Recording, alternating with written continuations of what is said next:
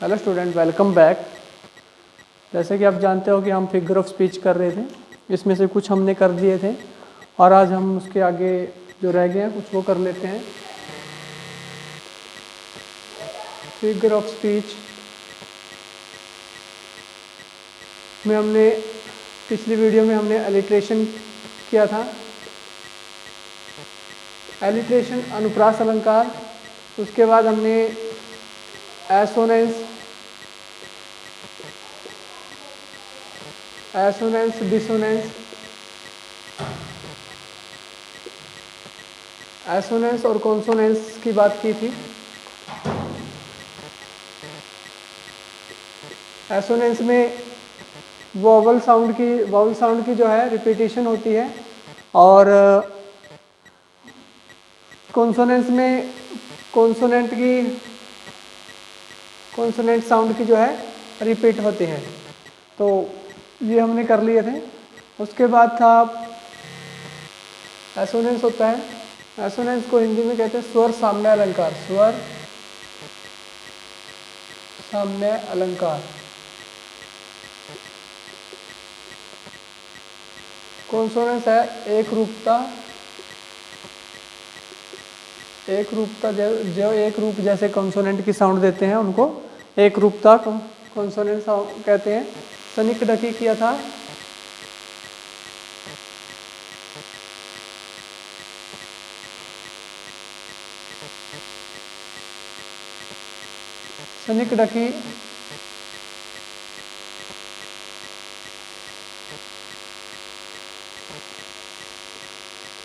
सनिकडकी में हमने जो है प्रतिपक्षता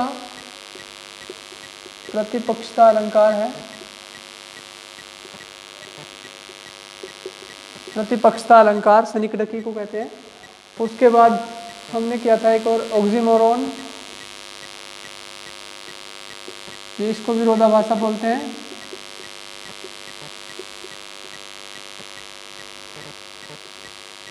विरोधाभास अलंकार। और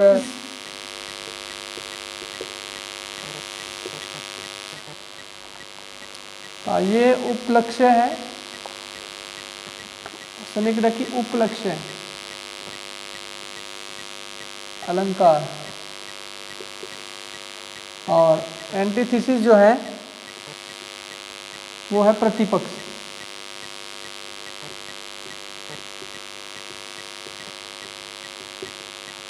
जहाँ पर अपोजिट वर्ड का प्रयोग किया जाता है। यहाँ पर अपोजिट वर्ड्स की बात की थी हमने। ऑक्सीमोरोन में अपोजिट वर्ड थे और यहाँ पर अपोजिट आइडियाज थे, अपोजिट स्टेटमेंट थे। तो ये हमने पिछली वीडियो में कर लिए थे। एलिट्रेशन एसोनेंस में स्वरों की वोवल की साउंड पे ध्यान दी जाता है। कॉन्सोनेंस में एक कॉन्सोनेंट की साउंड पे ध्यान दिया जाता है। सनिकडकी में part to whole, whole to part की बात की गई थी कि पार्ट को हुल बताया जाता है, हुल को पार्ट। और ऑक्सीमोरोन में अपोजिट वर्ड होते हैं और इसमें अपोजिट आइडिया या स्टेटमेंट्स होते हैं। तो ये हमने यहाँ पे कर लिया है। इससे आगे है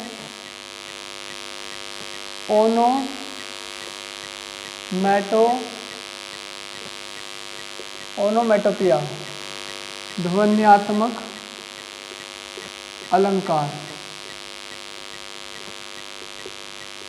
ओनोमेटोपिया में क्या होता है, जो सिमिलर साउंड है जो उनको प्रयोग किया जाता है, साउंड का प्रयोग किया जाता है वर्डों के उसमें, सेंटेंसेस में या फिर पोएट्री में, या जहाँ पर जो साउंड है जैसे कि बार्क डॉग की साउंड है, न्यू कैट की साउंड है। तो जहाँ पर ये साउंड्स का प्रयोग किया जाता है वहाँ पर जो होता है ओनोमेटोपिया, जो हमारा फिगर ऑफ स्पीच होती है। जैसा कि इसका एक वो देख लेते हैं। बार्क,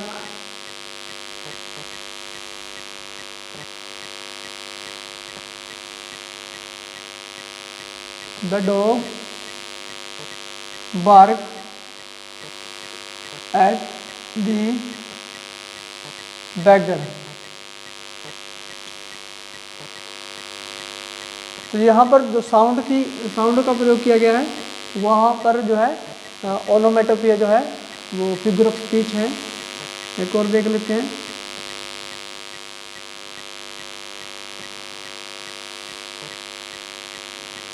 द टाइगर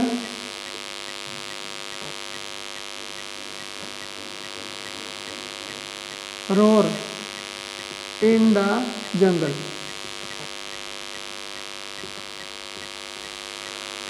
तो ये रोर क्या होता है, जो टाइगर के दहाड़ने की जो आवाज़ होती है, रोर बोलते हैं उसको। जो टाइगर होता है वो दहाड़ते हैं, तो वो या लॉयन भी दहाड़ते हैं। लॉयन और टाइगर दोनों की जो है साउंड रोर की होती है। तो इसलिए इसको यहाँ पर ओनोमेटोपिया जो है हमारा फिगर ऑफ स्पीच है। इसके साथ एक और एग्जाम्पल देख लेते हैं।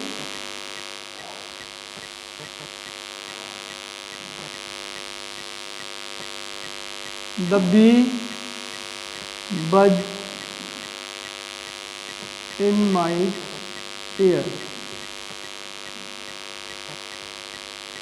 तो बी जो है बज्ड की साउंड करती है, भिन भिनाने की साउंड करती है। तो यहाँ पर उसकी साउंड का प्रयोग किया गया है, इसलिए यहाँ पर भी हमारा ओनोमेटोपिया जो है अलंकार का प्रयोग किया गया है। तो जहाँ पर देखे डॉग बार्क जो डॉग के भौंकने की आवाज़ होती है, जहाँ पर भी साउंड का प्रयोग किया जाता है वहाँ पर जो ये ओनोमेटोपिया जो फिगर ऑफ स्पीच है वो होता है। Tiger roar in the jungle या the lion roar in the jungle, the bee buzzed in the ear. तो ये सभी जो हैं ओनोमेटोपिया के एग्जाम्पल हैं। नेक्स्ट है ग्रेटियोटस कटाक्ष अलंकार। कटाक्ष अलंकार में opposite word is used to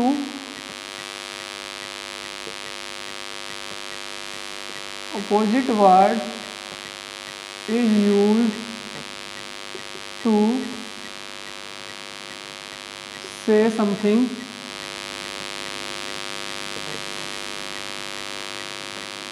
positive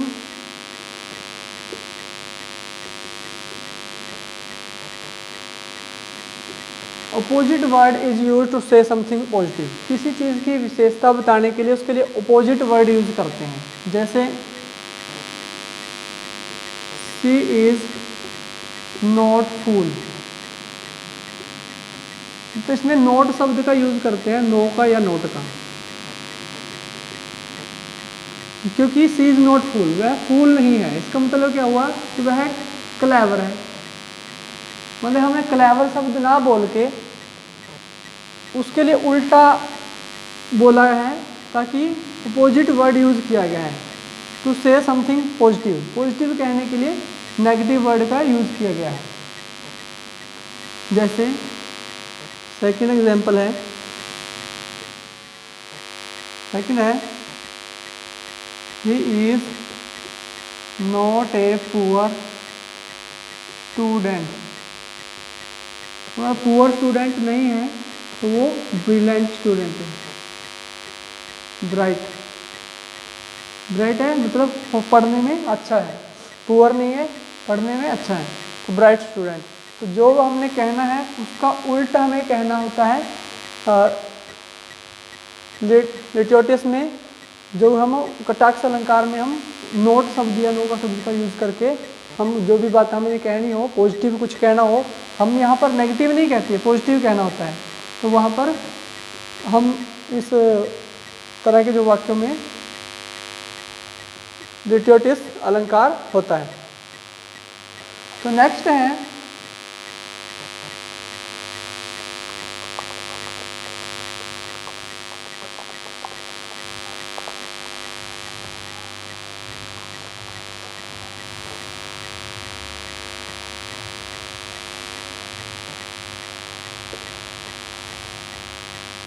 irony, व्यंग्यात्मक अलंकार। आयरनी में क्या होता है, हम जब भी सेंटेंस में वन थिंग कुछ कहा जाता है but opposite in meaning,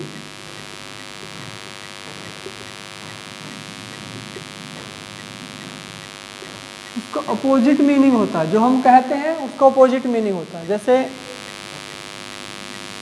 the bread is as soft as stone.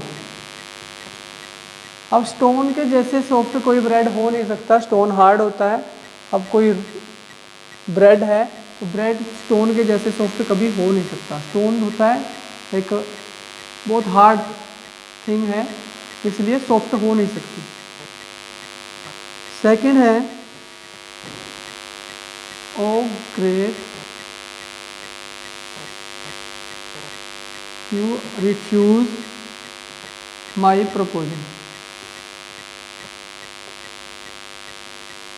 तो व्यक्ति अगर किसी का प्रपोजल को रिफ्यूज़ कर दिया जाए, मना कर दिया जाए, तो वो खुश होगा या दुखी होगा, वो आप अंदाज़ा लगा सकते हैं। ओ ग्रेट, कितना अच्छा है, आपने मेरे प्रपोजल को ठुकरा दिया। तो ये इस तरह की जो स्टेटमेंट्स हैं तो वो आयरनी होते हैं, व्यंग्यात्मक अलंकार वहाँ पर होता है। तो ये आप देख लीजिए, आप लिख रहे हो तो साथ में लिख लीजिए इसको। उसके बाद थर्ड है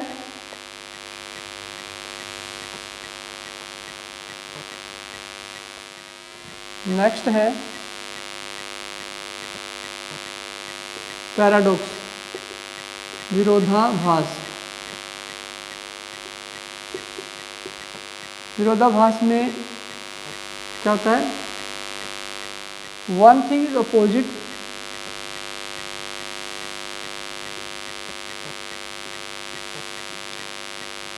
to the another.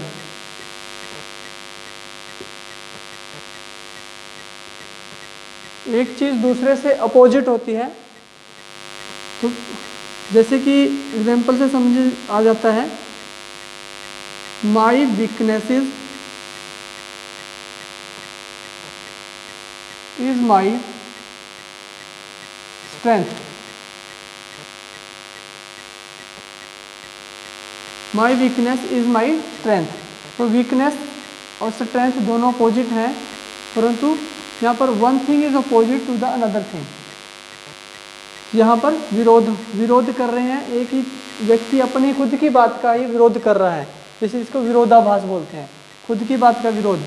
My weakness is my strength, weakness को भी कह रहा है, वीक भी कह रहा है कि मैं वीकनेस है मेरी, और उसको ही स्ट्रेंथ बता रहा है, तो अपनी ही बात को विरोध कर रहा है। दूसरा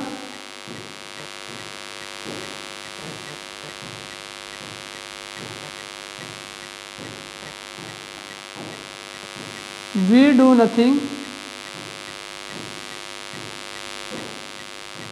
we do nothing, we did it very well.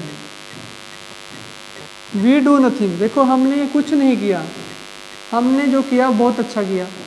अब देखो अपनी ही बात को विरोध करा जा रहा है कि हमने कुछ नहीं किया, हमने जो किया वो अच्छा किया। अब जब किया ही नहीं है तो फिर जो किया है वो कहाँ से आगे हो गया। तो अपनी ही बात को जो विरोध किया जाता है उसको पैराडॉक्स कहते हैं, विरोधाभास अलंकार। One thing is opposite to another thing. अपनी ही जो व्यक्ति है खुद की ही बोले हुए शब्दों को का विरोध करता है कि एक वही काम मैंने किया है, वही काम मैंने वो काम मैंने किया ही नहीं, और परंतु किया है तो अच्छी तरह से किया है।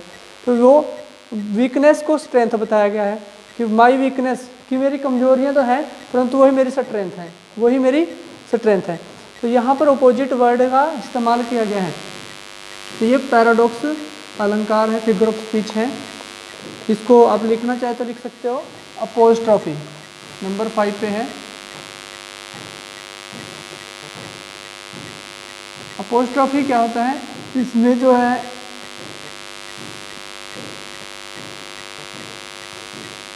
Direct address to something, to an object, किसी ऑब्जेक्ट को डायरेक्ट एड्रेस किया जाता है। जैसे कि ओ नाइट, ओ नाइट, हे रात, वेयर इज मून, चंद्रमा कहाँ है। तो यहाँ चांद रात को संबोधन करके, संबोधन अपोस्ट्रोफी तो संबोधन करना, संबोधन, संबोधित करते हैं ना, तो संबोधन होता है जब किसी के साथ बात करने के लिए उसको बुलाया जाता है। तो रात के साथ बात कर रहे हैं, ओ नाइट, हे रात, चांद कहाँ है। O moon, why you not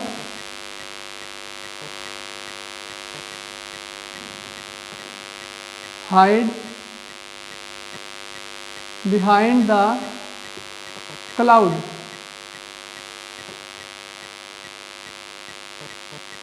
Why you not hide behind the cloud। तो यहाँ पर ओ मोन, चंद्रमा को कहा कि आप क्लाउड, बादलों के पीछे क्यों नहीं छिप जाते।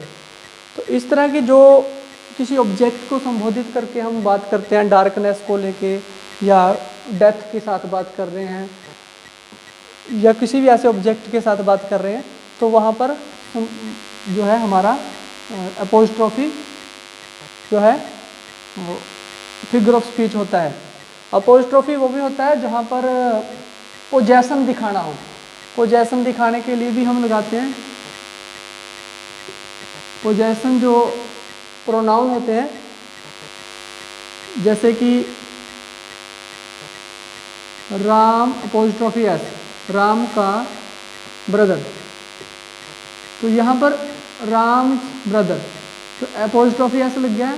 तो इसको पोजेशन दिखाने की, राम का भाई, राम का बैग, राम की गाड़ी या कुछ भी ऐसा जब हम अपोस्ट्रोफी एस के साथ लगाते हैं तो उसका मतलब भी तो उसमें वो वहाँ पर भी अपोस्ट्रोफी यूज़ किया जाता है। तो ये हमारी, चलो अब डिस्कशन का सब्जेक्ट नहीं था ये, तो वैसे मैंने बता दिया आप लोगों को। तो ये हमारे फिगर ऑफ स्पीच हैं। तो इसमें एक लास्ट रहता है जो कि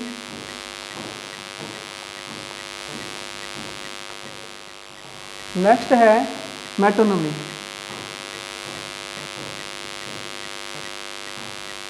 लक्षणालंकार,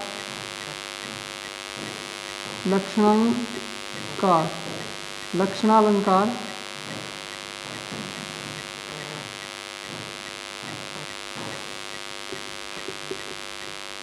लक्षणालंकार जिसको बोलते हैं, इसमें replace one thing with another,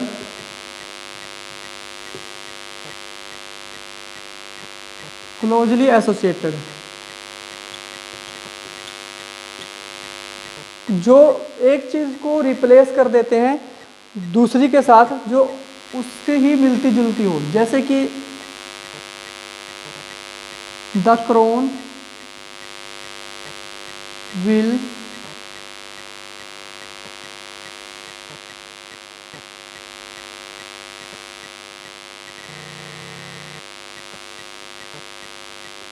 decide the case, कि जो केस का फैसला है वो क्रोन करेगा। अब क्रोन क्या होता है? क्रोन होता है मुकुट। अब मुकुट तो नहीं करता ना, मुकुट किसने पहनता है, कौन पहनता है मुकुट? किंग पहनेगा या फिर क्वीन पहनेगी, या क्वीन पहनेगी या किंग पहनेगा। तो उनका नाम लेके ना यूज करके हमने सिर्फ क्राउन का यूज कर लिया है। तो ये किंग के नाम पर रिप्लेस कर दिया है क्राउन को या क्वीन के नाम के लिए। तो crown will decide the case, case को डिसाइड करेंगे, वो उसका फैसला करेंगे क्या करना है। तो एक और देख लेते हैं इसका एग्जाम्पल, इसको रफ कर देता हूँ, यहाँ पर लिख देता हूँ।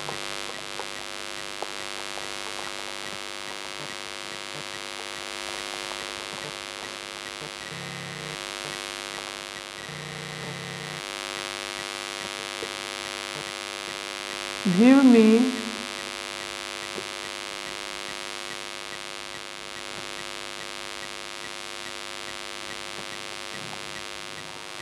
ए हैंड। अब ये तो नहीं है कि हाथ को काट के दे दो, हैंड का मतलब है हेल्प, कि मेरी हेल्प करो। तो जब एक शब्द का रिप्लेस कर दिया जाता है दूसरे के लिए, तो वहाँ पर जो होता है मेटोनिमी होता है, लक्षणालंकार कहलाते हैं, उसको कहते हैं गिव मी ए हैंड। तो ये नहीं है कि हाथ को काट के मांग रहा है वो कह रहा है मुझे हेल्प करो, मेरी मदद करो। तो यहाँ पर इस तरह से जो सेंटेंस आएंगे आपके पास, तो इस तरह का जब भी रिप्लेस वाली कोई सेंटेंस होगा तो वो मेटोनिमी या लक्षणालंकार कहलाएगा। तो ये थे कुछ महत्वपूर्ण इंपॉर्टेंट अलंकार जो फिगर ऑफ स्पीच हमने कर लिए हैं, जैसे लास्ट वीडियोस में हमने किए थे। तो इसके बाद हम प्रैक्टिस सेट की आप लोगों को करवा देंगे, तो जिसमें ये अलंकार आपको और रिवाइज हो जाएंगे और इनकी जो डीप है अंडरस्टैंडिंग है वो आपको और अच्छी तरह आपको आने लग जाएंगे। तो मिलते हैं नेक्स्ट वीडियो में। अगर चैनल पर न्यू है तो चैनल को सब्सक्राइब कर लीजिए और बेल आइकन को दबा लीजिए ताकि आपके पास नई वीडियोस की नोटिफिकेशन मिलती रहे। और मिलते हैं नेक्स्ट वीडियो में। Have a good day.